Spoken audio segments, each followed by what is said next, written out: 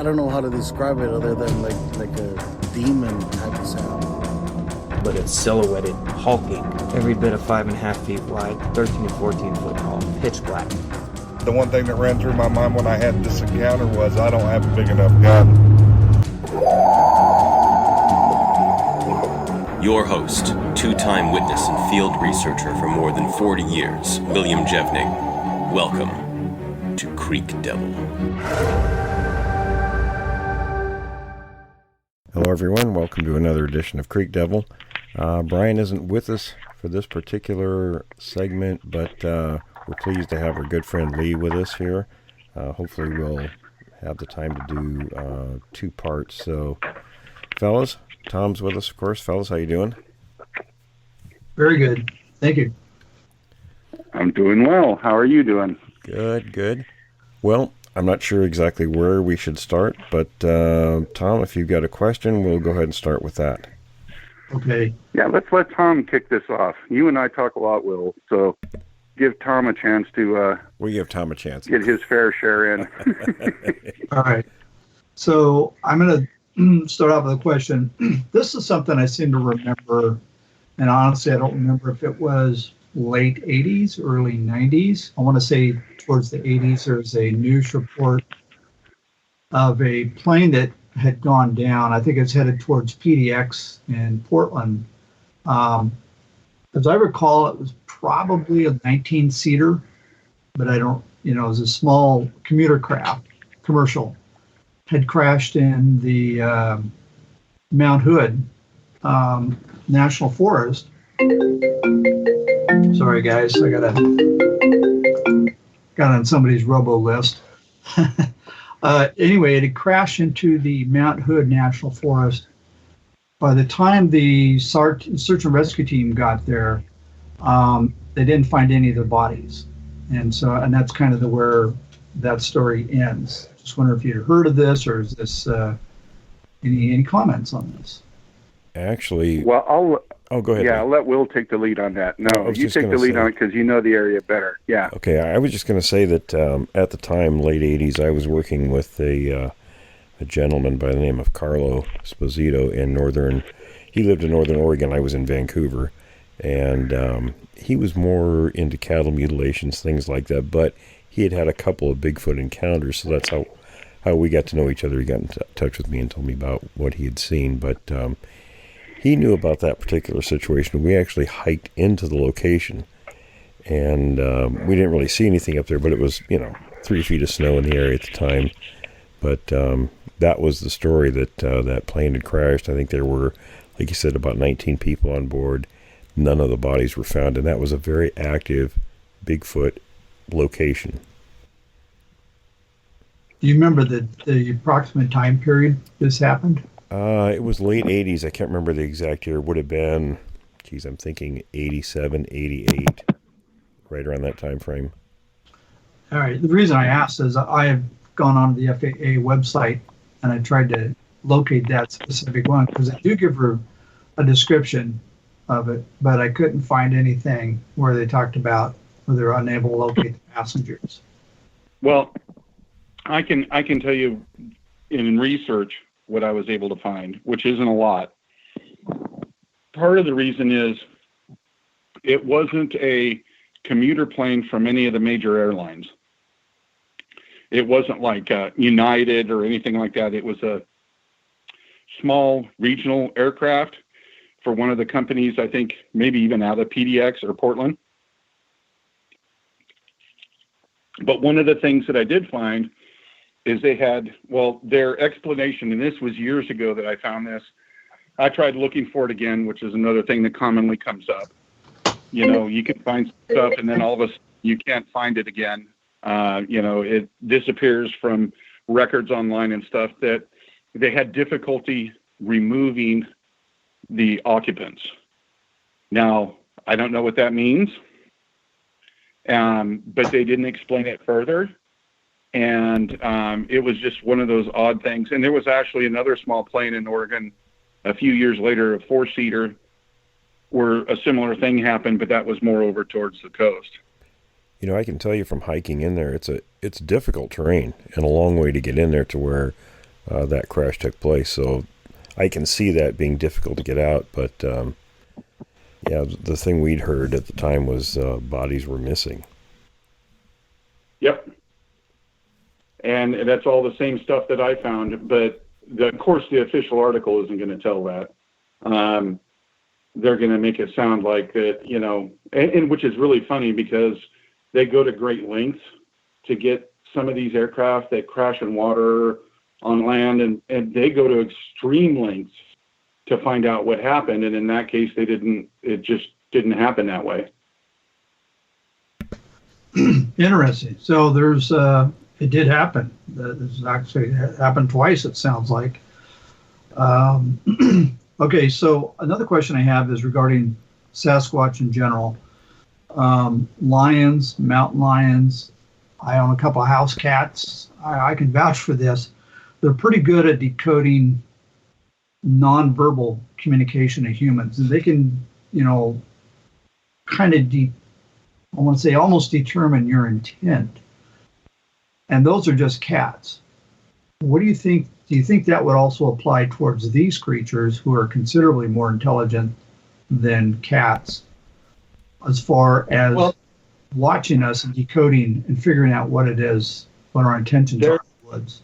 After everything that I've done, and if you don't mind, Will, I'll answer this first. Yeah, go right ahead. There's one thing that I can tell you about what I have learned. I'm not going to talk to what anybody else thinks or anything like that. My own experience, they are driven first and foremost by two things. They are driven by food and the security of the group that they belong to, because they go to great lengths to hide what they do.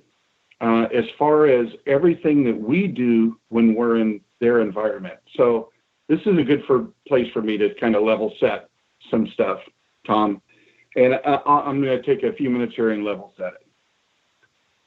Any young man or young girl that goes fishing for the first time probably did so with their grandfather and a parent or something like that, right? My grandfather taught me about fishing and hunting, both of them. They both taught me about fishing and hunting when I was very young.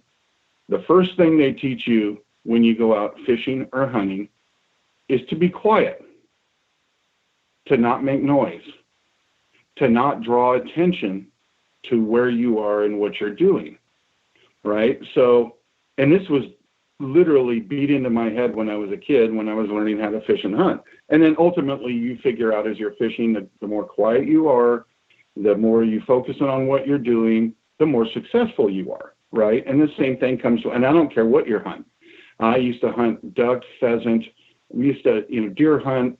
We used to hunt all kinds of stuff. You be quiet, right?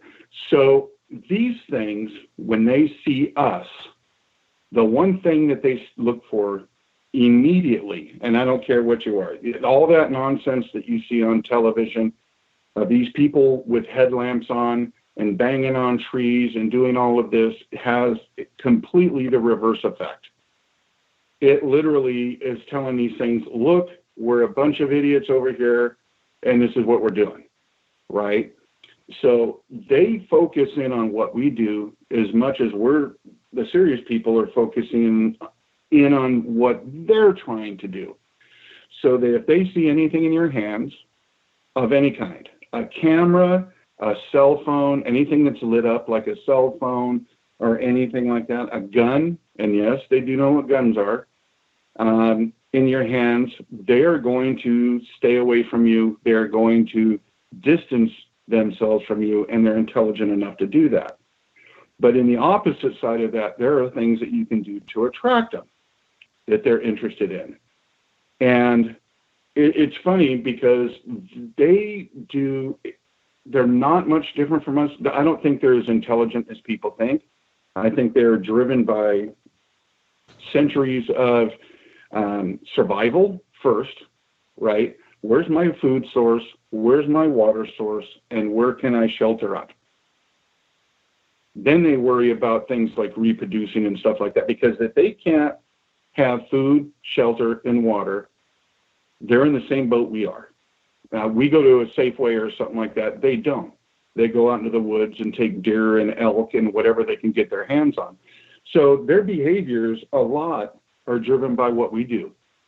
You drive in and out the same road all the time, they're probably watching you, especially if it's out in the woods, right? Because they want to know what you're doing and how what you're doing is going to affect their needs, which is food, shelter, and water. That makes sense. That's very logical. Okay. Let me add something to that too. Now, you asked about, them picking up on visual cues, behaviors, things like that. When you look at our brains and how they're divided up in terms of the five senses, there isn't an equal size area of the brain devoted to each one of those senses. The largest by far is devoted to vision. Because that's how we take in the majority of our information, and it's how we learn about our surroundings and how we make decisions based on circumstances we enter into. So I'm sure that, like many primates, these things are the same way. So those visual cues are going to be very important to go along with what Lee was talking about. Yep. They're watching us to see what we're doing and how it affects them. Yeah, exactly. And what's funny is I did a little experiment, a couple of them, up in Central Oregon. And one of those experiments was about the vision. I don't think they see as good as people think. I don't think they have nighttime X-ray vision or backlit eyes or any of that nonsense that you continuously hear. You want me to tell them about that experiment that I did? Yeah, go ahead. So I got to wondering, because if you follow their tracks through the woods, they never go in a straight line. And if they do go in a straight line, it's probably going to be directly towards you, making that beeline towards you because they're pissed. They meander. It's almost like following a snake trail. They get off to the right, to the left, and things like this. And I always tried to figure out why. So I got the bright idea on the back of the piece of property that I was living on, someplace I knew very well, to try an experiment. And they used to come cut through the back of our property all the time. And when I say all the time, it wasn't like every week, but they would come through for 2 or 3 weeks, and I wouldn't see them for a month or two, right? I'd have to go searching for them. So I got some of this special fishing line. God, I could never remember the name of it. It's not the regular clear fishing line. It's colored line, very small, very tough. And I got a piece of this, and I tied it onto the top of about a 3 or 4 foot tall, I think it was a ponderosa pine that was growing in an area that had fire before, like many years ago. And so this small tree had a patch of daylight, and it was growing. So I tied this fishing line up, and I strung out, 30 or 40 yards of this fishing line across the ground to where I had a hide, and a place where I could hide. And I knew that I had a pretty good sense of, if anything was going to come at me, where it was going to be coming from. But what I did is I put down, my father had an old Stanley steel thermos. You guys have probably all seen them, right? They were green. They were made by Stanley, and they were, 1.5 foot tall, these great big thermoses that were made out of steel. And I put this thermos on the ground about 10 feet away from that little tree. And I sat out there. It took a few nights. It didn't happen the first night. I sat out there a few nights, and I heard one of these things coming by. So I grabbed that piece of fishing line, and I yanked on it and let go. This thing knew exactly where that tree was because of the movement, but it never went anywhere close to the thermos. Nowhere close. It walked to the area where it could see that tree clearly, which I'm sure at this point was still moving, and I heard it moving towards the tree. And I didn't see it. It was too far away at night, and but it never went near the thermos, which was 10 feet away. Didn't even look at it, didn't even pay attention to it, and I had some soup in that thermos. So I think their vision is a lot like ours. Their eyes are bigger so they can take in more. But I don't think they have X-ray vision at night or anything like that. I think that just like us, at night, our best survival is seeing movement. And I'm pretty sure it's the same way for them. And an example, that's the old Bob Titmus story that we've talked about a number of times, where a few years before Patterson got his film in the same general area, and he determined later it was the same creature based on the footprints. It knew he was there, it smelled his presence, but it couldn't find him. And you get mad. And if we look at human eyes, and these things are probably a hominid, in the same general family sphere that we belong to. They're non-humans, but in the same general family. If their eyes are like ours, and I'm not sure if other primate eyes are the same, but our eyes have, and everybody should know this from school, cones and rods. The cones are for color, they're for daytime use. When nighttime kicks in, it changes from daytime to nighttime, the cones become much less active and the rods take over, and they're on the sides of the eyes, and what they're designed for is to pick up movement. So what was the purpose of, so it saw this tree. So it's actually kind of a neat trick where you got that fishing line. Do you think it was investigating the tree to see what it was, or the movement was? It heard the movement and it saw the movement, but it didn't see anything else around there, including me. I did a similar experiment back in the 80s in the Clark County, Skamania County area, where I took little 4-inch squares of cardboard.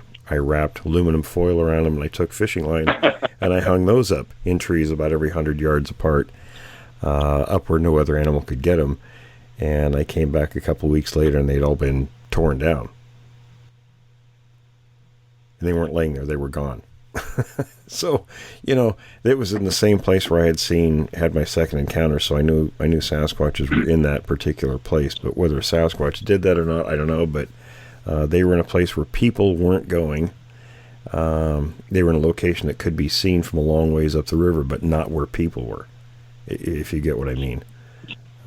Yeah, it was remote enough that it showed up one day, and whenever they found it, they tore them down because they didn't like it. You don't know when they tore them down. They just were gone sometime, and when you went back, they were gone. It's the same thing that I could go into a lot more about what Will did and some stuff that I tried, but I'm not going to do that today. But I took it several steps further. Right. And Will knows about this. We'll talk about it on another time, Tom. But I can tell you that these things, it's like everybody always asks me, well, how come you didn't use game cameras? Well, I did at one time about 15 years ago. And now the game cameras 15 years ago is nowhere near as good as the ones you have today. But the thing with game cameras is people don't realize they keep going out to the game cameras, right? So they go out, they check them, they go out, they check them. These things realize that people are doing things there, and they'll watch what they're doing there. But the other thing is black bears, can smell a game camera, and they like them. Now, I had several game cameras that were torn down and literally demolished, which I knew there was no bite marks in them. Whatever it is, just smashed them. And these were on my property, so I knew it was these things because I had mounted them as high as I can reach, and I can reach pretty darn high because I'm 6'4" and I have long arms. So it's one of those things that if you continue to go for people to the same area, that's why I get kind of concerned about when people say they go to the same place all the time and have the same results every time, because eventually they're going to stop, they're going to move, or they're going to get angry. And I've had them get angry at me, and it's not fun. And I mean seriously angry at me. And so it's one of those things that you have to, it's like playing a game of chess with something. When they're in their environment, they're obviously the predominant species, because one-on-one we'd lose every single time. When we're out there in multiples, and that's one of the things all these big storytellers won't tell you, was, well, how come none of those people get hurt when they go out? Because they're going out 6 or 8 at a time. They don't go out with just 1 or 2 people or a small group. You know, there's security in numbers for us, but now if it was 2 or 3 of us and 8 of them, like it was in Honovia, Oklahoma, almost 20 years ago, what do you think is going to happen? If there's more of them and fewer of us, it's not going to end up well. It's one of those things where the environment is very important. Part of where, when I go to search an area, and when I started up in the Central Oregon, I was very careful to pick the areas that I was going to search from. There were 2 areas that I would never go to because everything was in their favor. And I mean, dark, big, tall, mature trees. At nighttime, even with a good moon, you couldn't see 10 feet in front of you. You get pinched in between water sources, a river or something like that, which limited your, if something happened, your escape route. And so I would pick areas that were along or close to those that would fit my benefit. Now, they do the same thing. They're going to pick the areas that are going to be beneficial to them. And one of the things I always talk about with people is water is key. Nobody talks about water, but water is key. Going to have a water source close by. This whole thing, they'll travel 30 or 40 miles to get to water is BS. They're going to have water sources close by just like humans have to. Lee, you just made me nervous for 2 reasons. Number one of the areas that I go to it probably going to be doing it the 3rd time in a month this coming weekend, and it's just me and a buddy of mine. Very remote. It's that lake and that mountain that I talked about. Yeah. And so that was a question that I had was, you know, a dog, they know, a dog or cat, a pet, knows when your car comes up the driveway or even down the street. They recognize it. I'm sure these things can do it that much more. I use the same vehicle every time, go to the same spot, and I hike down to this. And the lake is at the bottom of a bowl, and it's just all thick forest. So I don't know if it was a volcano at one time. Anyway, heavy forested area, big bowl at the bottom. So if I do get an indication that they're there, the 2 things that I carry the grizzly spray, not that we have grizzlies here, but we got mountain lions, and a big air horn. What are your thoughts? Where are your 2 guns? Okay. Well, that's all right. So, see, one of the things about the guns was I thought you just had to, if you shoot one, you got 5 others that are going to be on top of you. No. They know what a gun is. So, and I've had to go to the gun several times. In fact, I was on the phone with somebody when I had to go to the gun one time. You remember that, Will? Right, but you don't want to shoot one. No. The gun. Okay, let's back this up and talk about this a different way. You don't shoot unless you absolutely have a choice or another option. The bear spray, great. Having the air horn, great, because you want to draw attention to yourself. The more noise, the more chaos you can create, the more it disturbs these things to make them want to leave. The last ditch effort is the gun, and I've shot 1, 2, 3, 4 times around these things. All 4 of them were a last resort. They were not the first. They were way down the number 25 on the list. And why that is if you actually shoot at one, the time I was on the phone with Will, and I was researching an area that was having a lot of chaos problems at the time. And Will can tell you this, because I literally was either texting with him or talking to him several times a day as this stuff was going on. The time I shot with that is I was getting one rushing at me from the forest. I was in the clear. It wasn't even a dirt road. It was a quad path, for dirt bikes and quads and stuff like that. Yeah. I was on my quad. I had told Will that I had seen this stuff going. Well, he had known about everything that happened the several days before, right? And I had sent him pictures and stuff, not of one of these things, but everything else that was going on in the area. And this thing comes bum rushing out of these woods, and I'm pretty sure it was the one I saw the day before, which was about a little bit taller than me, maybe 7 feet tall. It was young. It wasn't old. Coal black. Didn't have any other color on it but black. It was literally coal black. It was a youngster. And it was coming out of this brush.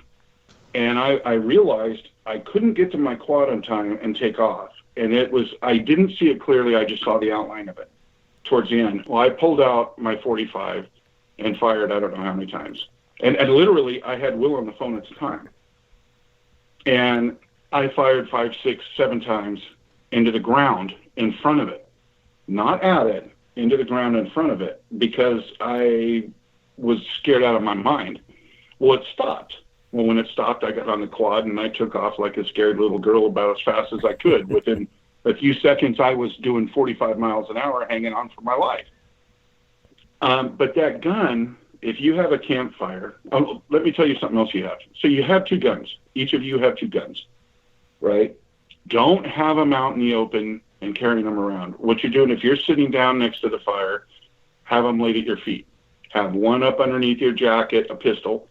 Have one laying at your feet, right? Don't have them openly in your hands. Have your campfire going. Sit around, be calm. But the other thing that you want to get that they can't stand is a very, very bright flashlight that has a strobe feature to it. Okay, that blinks off and on. Have you seen those before? Oh, yeah, right. You get a couple of those. And each of you have one of those. And if you feel at any point that you're being encroached upon in a way that makes you feel uncomfortable, the first thing you do is turn those strobes on and start pointing them in every direction, even out over the water. You turn those strobes on, and they're not going to like it. I'm going to tell you that right now. And they'll start backing up immediately. Because first of all, it messes with their vision, especially if you point it up at, the 7 or 8 foot level above the ground, because that constant blinking, and have you ever had someone do it to you at night? Point a flashlight in your face, move it away? Yeah. It's the same effect. So there's things that you can do to deter them if they're getting close to you. The last thing is the gun, because once you reach for the gun, you're almost committed. But they know it. They know when you bring that gun up exactly what it is. And like I said, only 4 times I've ever had to do it. One was out of stupidity. One was out of pure survival. And the other 2 was because I was, 2 of them were out of survival. The last one was because I was just flat ass angry. So I was thinking like a 12 gauge, or I was thinking like maybe like a Savage 10 gauge or something with double aught or maybe triple aught. Nah, 12 gauge is fine. I'm not a big fan of double aught. I know it sounds cool when you're in the gun store. Give me a box of double aught buck. Well, I want to send a lot of stuff flying their direction. Well, then if you want to do that, the FBI did a report years ago that number 4 buckshot is far more effective than double aught buck because the pattern's a little bit bigger, it's more even, and you get basically the same effect. So I would stagger with number 4 buckshot and slugs. Okay. And the first couple if you want to use double aught, go ahead. But I use number 4. And first couple of rounds, be number 4. Last couple slugs, because by that point you're in deep over your head anyway, and you might as well go for pay dirt, right? But half the time I carry a shotgun. The other half of the time I carry something like my Mini 30 or one of my assault rifles that I have. I quit carrying the assault rifle because if I go out and get caught by fish and game, especially even in Oregon, if you have an assault rifle and you got a couple of back-to-back 20 or 30 round mags, they're going to take your name down. They're going to take your driver's license name down, and they're going to file a report on it. If you go out with a 30-30, And there's some, I've told this several times to people, there's some very devastating rounds for the 30-30. I don't know why people think you need some monster of a gun, but there's a round made by Buffalo Bore. Yeah, right. It has a 190 grain bullet at about 2,000 feet per second, and it delivers about just under a ton of energy at 100 yards, and that's a pretty serious swamping round. So I started carrying my 30-30, and I started carrying it with those rounds in it, or a shotgun. If I was going to an area that was smaller, spaced, a little more open, I'd carry the shotgun. If I got into an area that was a little cramped, then I'd carry the 30-30. And then the funny thing is, you carry either the shotgun or the 30-30, nobody's going to question you because you don't look like you're going out there looking to start a war. Sure. Yeah, it's a real common, everybody's got one. Yeah. I ran into forest people in Central Oregon with my 30-30. They didn't even take my name down. They didn't do anything. They just say, how you doing? You fishing or something? I said, I'm looking for, something, the fish or come up. Because I always try to stick close to waterways and things like that. And I tell them, well, I'm not going to fish yet. I'm just trying to find a nice, quiet fishing hole and stuff like that. And have a nice day and continue on. And I'm out there with my assault rifle. Now they're asking my name, asking for my ID, because they want to know what some guy wandering in the woods with an assault rifle with 330-round mag is doing, right? Yeah. Well, this is the 21st century. There's a lot of stuff going on. Of course they're going to want to know. Yep. So it's all about minimizing what you do. And so get a couple of those very bright flashlights that flash. And trust me, it'll help you. Yeah. Because if you start getting into a situation where you're uncomfortable, when you're uncomfortable, you're in survival mode. I hate to say it. There's no other way to put it. You have to start thinking about you and your buddy. And two of you is good. I've done it a lot of times with two, sometimes even more, but a lot of times I go out on my own, and I get a lot of crap on this. Nobody comes out to the woods by themselves. Well, I hate to tell you, in Central Oregon and Northern California, I know oodles of people that'll backpack into a remote lake by themselves, stay a couple of nights, fish their favorite lake, and come home and be ready for work on Monday morning. It happens all the time. And actually, in some ways, it's better. Because you don't have to be concerned with what someone else is doing. So as long as your buddy is online with what you're doing and you guys work together, you'll be fine. Yeah. Oh, yeah. 100%. And we don't even know. I had one definite encounter there, and some other weird things happening that it's the ambiguity that sort of drives me nuts. But oh, no. Anyway, but that's the good thing about it, though. The two places that I went at the majority of the time in Central Oregon, it took me months to get worked out what was going on there. It just doesn't happen. And I tell people this, and Will and I joke about it, that two of the times that I've had the crap scared out of me, I wasn't out doing this. There's two times that I literally had the crap scared out of me.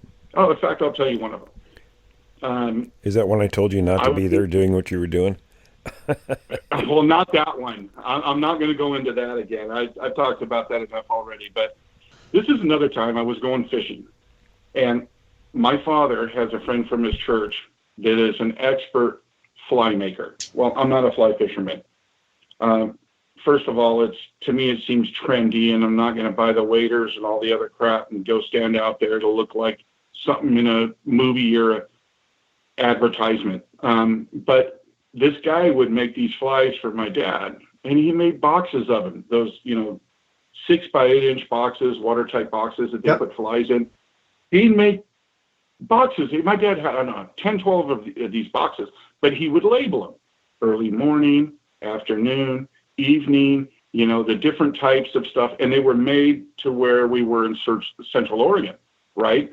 So they were made specifically to fish in that area. So what I used to do is take my regular rod and reel, put a fly on, and there was a big, deep pool that had a couple of tree snags deep in this pool at the curve of this river. and I just let them float right over those snags, and I had pretty good success there. I didn't even have to fly fish. I just stood there, put about 10, 15 feet out, let it float over, give it a tug or two, and, I'd get 2 or 3 fish. I'm not a glutton. I'm not going to get my limit every time. I just took what I needed, and then I would leave. So one night, it was 5:30 in the afternoon, was late in fishing season, and I had a friend of mine coming over. Well, a couple of friends were going to play poker, so I wanted to get 4 or 5 fish. My buddy had a couple of fish already, so he said to get 3 or 4 fish if I could, and we'll cook them for when we were going to play poker the next night. So I went out there. It was maybe an hour before dark, right? The sun was really low already, but I wanted to hit this big, deep pool, and I had to walk in there a pretty good ways. So I drove out in my truck, and I'm getting the gear out of my truck, and I put the 30-30, because I don't ever go out to the woods unarmed anymore. I don't, period. I don't care if I have to hide it. I don't go unarmed. And I'm pulling the fishing pole out of the back of the truck, and I'm reaching in for my little backpack, and I put my 30-30 on one arm. And I'm looking for this box of flies that I thought I had put in the truck. All right, now my mind is 100% focused on this fishing. I've got nothing else going through it. I wasn't really all that far into the national forest. And I look, and I forgot all the flies. For whatever reason, I forgot to put any box of flies in there. So I stood up straight. I was angry, was irritated. It was a long day anyway. It was a Friday, and I screamed out the F word at the top of my lungs. Oh, F. Except I said the whole word, right? I've never done that, but yeah, okay. About 3 seconds later, from about 100 yards behind me, comes a scream that was deafening. And I spun around. Well, actually, I didn't know what to do. I was so startled because my mind was focused in on what I was doing, completely didn't care about this subject and looking for these things. I just screamed this. I got a response back in late evening, wasn't dark yet, the top of its lungs, and I could see pretty good where this scream came from and couldn't see this creature. That's the funny thing about this. You go looking for them 100 times and may not get that. I didn't care what was going on with these things and got one of these responses. And, it's funny how that works, because I know people that have looked, literally gone out 100, 200 times, have never seen anything. Spent a week up by Bluff Creek at one of the campgrounds there at Happy Camp, nothing. Went out every day, went out into the evening, nothing. And then you can go somewhere and just be completely oblivious to what's going on, and something will happen. It's strange how often that happens. It's funny you mentioned that, because I got to say that every single time that I've had something going on, it's exactly that. I wasn't looking for anything. I was just totally unprepared. And even in one area, I was like, they wouldn't even be there, right? This was in Three Sisters Wilderness area, but there was a lake up there. My wife and I went camping. We heard screams. What the heck? Why?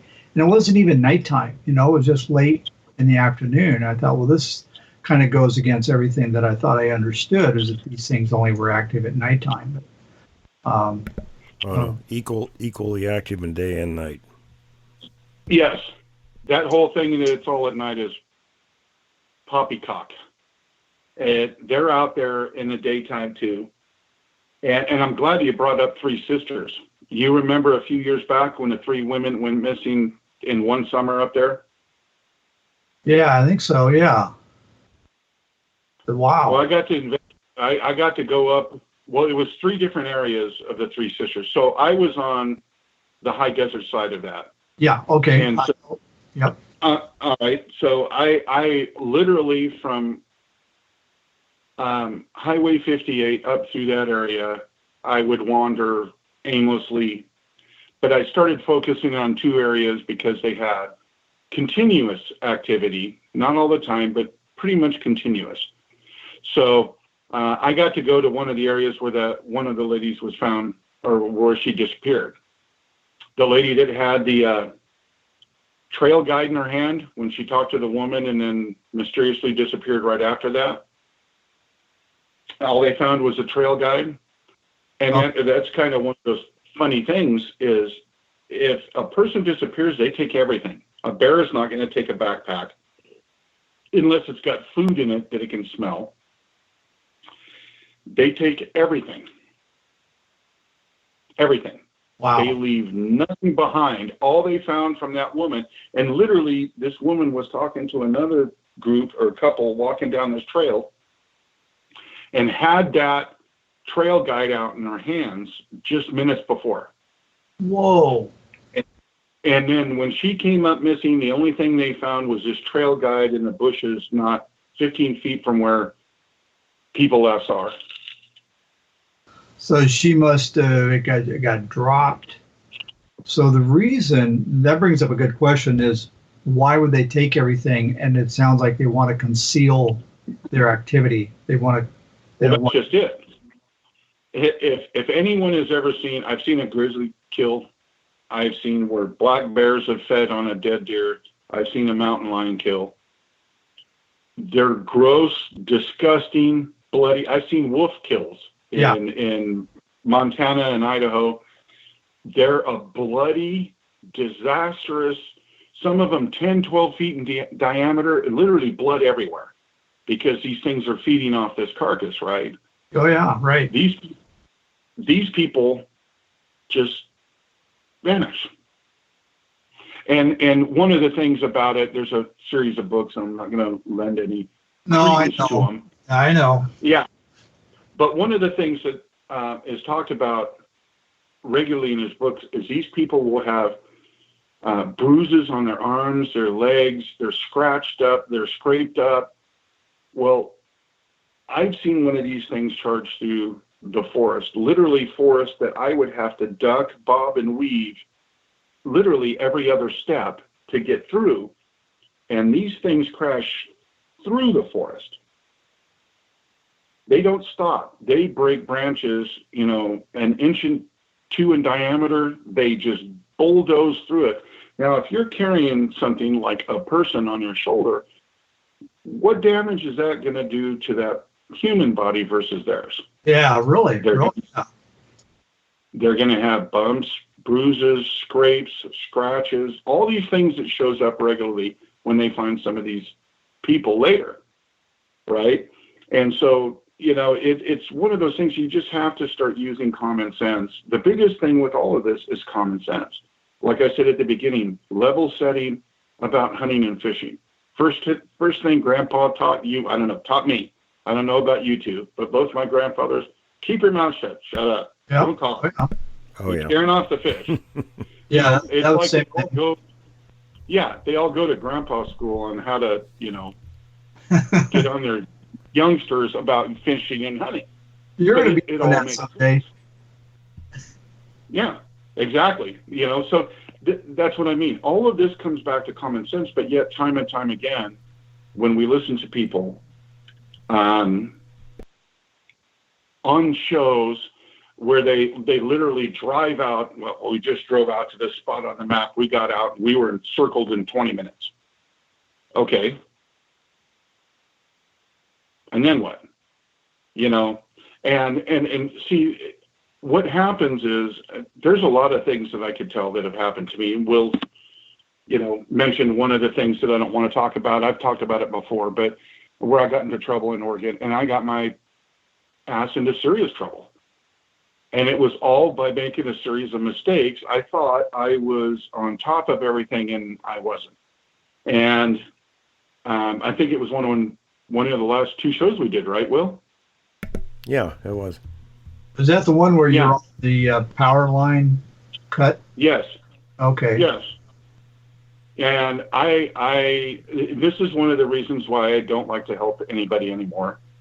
I've helped a lot of people both with having them around their property. Will sent me people, other people have, sent people to me when they're having problems with these things around the house. And, that was one of those things I got sucked in. I got sucked in for a certain reason. He had 3 young daughters, and I literally heard them crying on the phone one night, and it tugged at my daddy heartstrings. Sure. Right. And I took off up there by myself, and I was successful in doing what I needed to do, but also I almost got my ass killed. And I was way in over my head, and I had no problems admitting it. I was scared. I was petrified. I had to go sleep in a parking lot of a Fred Meyer that was well lit, and I literally parked underneath one of the lights and slept the rest of the night there because I was so shaken up. And I've been out hundreds of times, so it's one of those things where it's like, that's why I said, having the gun, having the flashlight, that's where I learned a lot of that, was in that one encounter. And I saw them just briefly in a distance. They never really got close to me, but it was almost like I was testing a couple of theories, which thank God I happened to be right on, at least in that instance. And that's why I said, if you get into trouble, you draw attention to yourself. You scream, you yell, you point flashlights and say, they're over here, and do anything that you can to draw attention to them, and they will leave. I guarantee you, they'll leave. And you should not be alone. I know you said it was okay earlier, but you really should never be alone. Well, I do it because I prep places that I go to. And I don't even do that anymore. And Will and I have talked about that. I would prep an area where I would go to. I'm never far from my vehicle. I'm well armed. I have all the things that I've told you about, right, that carry with you. And, but also I don't want them to be near me. I'm just trying to figure out where they're going. What's their behavior? What are they doing? I don't want to see one face to face. I've been there, done that, and I don't want to do that again. I want to know why they're doing what they're doing on that particular night. It's not a pleasant experience. And a lot of times, no, I don't ever want to see another one face to face. If I do, I hope it's dead. Well, see, that's where I'm coming from, is I want to know all this stuff because I love the outdoors. I can't get out there enough. And after listening to this show and knowing Will and all this, there's times I've been tempted to just hop in my truck and go out there. I'm like, no, better not do that. So I don't make the trips into the wilderness that I used to, because I need a buddy to go along with me. Yeah. You can do it. Don't do this by yourself, because when you start doing specific things out there to see what they're doing, go into a lake or a river fishing, go to a lake or somewhere that's popular in the day. I used to like to fish very early in the morning and very late at night. Yeah. I'm not one of those guys that wants to be out there all day, and you can still do it. The thing is just pick areas that are closer to people, closer to housing. Don't go out way remote. Like I said, there's 2 places close to where I used to live in the Central Cascades that I wouldn't go at all, period, ever. That's ever. When we get off the program, I want to ask you about that, because my wife and I are going to go camping in the Central Cascades, in the Deschutes, and I want to make sure not in those areas. Okay. Well, no, there's no campgrounds anywhere near those areas. Yeah. Well, that's what attracts me to those areas. And so, so you're like I am. I don't want to be around everybody else. Right. I don't want to see the woman in the campground next to me changing the diaper of their kid that's been screaming all day. That's dog barking. Yeah. Yeah. But there are a couple of areas from there that you can go up and camp in the campground during the day. You can take off, and they're nice campgrounds. They have good fishing in the area, things like that. And then what you do is during the day is you take off and go up to some of these areas. I'll tell you about it after the show. Okay. All right. I have two areas I love that I used to go to all the time. Well, see, you sound like I love ponderosas. I love that kind of a drier, arid. I love that part of Oregon. Well, see, the cool thing about it up there is it can be warm during the day, but you're not sweltering at night. It's going to be cool. And it's cool. It's an understatement. It gets downright cold. Yeah. Well, that's what I mean. You're not stuck in one of those campgrounds like in Northern California around Shasta or anything like that, where it's 90 or 95 degrees in the day and it's still 78 at night. No. It gets brutally cold. Well, that high Oregon desert gets brutally cold at nighttime. Yep. Lived there for several years. It's pretty country. Quick question. One of your shows, this was back in the old Witness of the Unknown days, one of the shows that you're on, you and Will had talked about missing people and this staggering number. Are you comfortable maybe talking about that? Maybe talking about the... Well, I'll talk a little bit about it. I don't want to link it to anything, anybody's books or anybody else's theories or something like that. I'll tell you about... I got brought into this topic not by choice. Okay? I had problems with these things on a house that I used to live at years ago. So I was kind of forced into this, and I'm going to be perfectly honest to everyone that's listening out there. Every decision I almost made was wrong because nobody out there really knows what they're doing. There's a few, Will, myself now, then not so much, but it triggered every instinct I have as a man. I literally had alarm bells going off that I need to stop this. And it was all bad. It was all wrong. I should have never did it. So a lot of people look at this as thinking, well, how come you had so many signs? Well, when they're around your house, you don't have to go looking for them. And that's one of the things that I've been lambasted about. Well, you said you saw 3 or 4 years. You know, you saw them this many times. Well, yeah, because they were 200 yards from my house. And so I got kind of forced into it. And over time, when I started looking into this stuff, and Will can attest to this, there was an article that I gave Will several years ago that talks about the people that went missing. Okay, so let me pause. Let me back this up. If there's a thing on, I think on Netflix called Murder Mountain. And Murder Mountain is a place in southern Humboldt County that's kind of one of the biggest pot growing areas in the world, and most of it is still illegal to this day.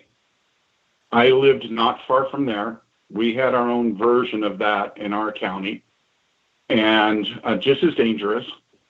And each county probably has 20 or 30 homicides every year having to do with drug-related instances, right? So this whole thing about pot is hippie and it's green and it's loving and caring and it'll warm your soul. Well, that's if you're not getting shot at and murdered by these guys. So there's already an issue in that area with missing people. But there was some investigative reporters back in 2007, 8, and 9 that started talking about the large number of people that were going missing in the woods that had nothing to do with the pot industry. Campers, backpackers, people trekking the trails, because there's trails up there you can go from literally from Ukiah, California, all the way to the California-Oregon border and stay up in the mountains, right? So they started tracking this stuff, and the reason why it didn't make a lot of news was because these people were coming up missing from all over the place, from the East Coast, Texas, Indiana, and right, so they're transient people. They don't live there, so their neighbors aren't going to miss them. They would go up and go backpacking. I've seen people that literally have ridden their bikes, groups of people, from all the way down Highway 1 or 101 from Washington to Southern California on these trips, right? It's a popular thing to do. Well, a lot of these people go missing. At one point, over the period of, I think it was the article, I don't have it anymore, but Will can tell you about it. It was like 60 or 80 people that came up missing that were not drug related in the period of 6 or 8 years. In just a geographic area of about 100 miles by 100 miles. Gone. Now, is that No sign of them. Northern California, Southern Oregon area you'd mentioned? That's Northern California. Okay. And now when you start looking at, if you go, it just got me to looking at other stuff. So I started looking, Mount Shasta is a scary place. Between Mount Shasta, Mount Lassen, which is another volcano like Shasta, scary places. You go from Mount Shasta over right along the California-Oregon border, all the way over to the coast, scary place. Crater Lake, scary place. Literally, people go missing up there, have for 150 years, ever since gold was found in California in 1849, people just go missing. And they died. They fell off a cliff. They did this. They did that. Literally, thousands of people, thousands have gone missing. Now, I'm not saying it's all this. Don't even take me wrong. Don't even run there with that, because some people just are stupid. Some people just want to disappear. They don't want to be found. You know, and back when you used to be able to change your name and do all that stuff, and not every child was fingerprinted and all that, it was easy to do. So there's a lot of people that did just up and disappear. But I mean, to this day, 400,000 people in America go missing every year. Half of them are probably runaways or don't want to be found. Where the hell are the rest of them?